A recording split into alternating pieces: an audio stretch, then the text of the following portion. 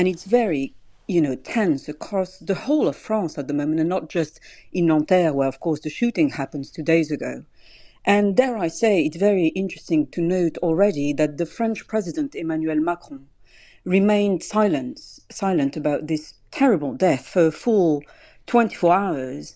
And this was, in fact, in keeping with convention, because presidents traditionally sent out the ministers to deal with specific incidents like this one. Well, isn't it right that Macron has caused fury among the police unions for coming out and more or less saying this was an unlawful killing, clearly?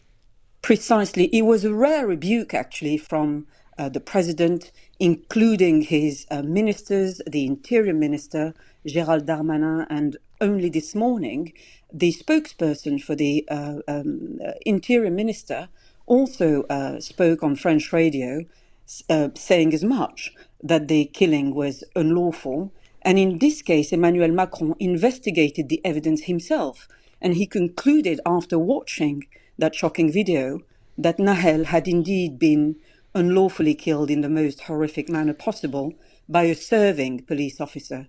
Police unions are already criticizing Mr. Macron for saying this, and quite fairly, they are saying that the executive should not be interfering in judicial process.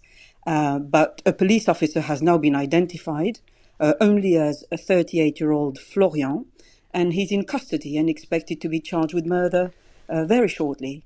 But Mr. Macron clearly agrees that this is a terrifying scandal which boils down to an officer of the state allegedly murdering a citizen. The point here is, the thing that's shocked France is that initially the police, this young teenage boy was shot in the chest. He pulled away from the police, who said they were trying to stop him for traffic infractions.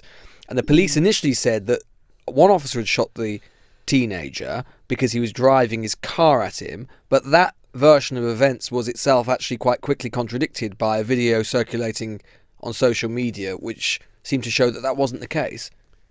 Yes, absolutely. And as you quite rightly pointed out, you and John, this is not the first time that the shooting of a young person from a North African background or from an Arab or black background has happened in France. And were it not for a passerby capturing what appears to be the crime on video, then the alleged police, the original police excuse, which was reported to the headquarters, i.e. he tried to run us over, might have well provided all the mitigation that the alleged assailants needed. And it's quite, it's a classic tactic, dare I say, of blaming and trying to criminalize the victim itself.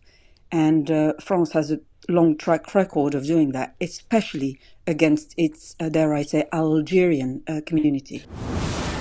The Newsagents. This is a Global Player original podcast.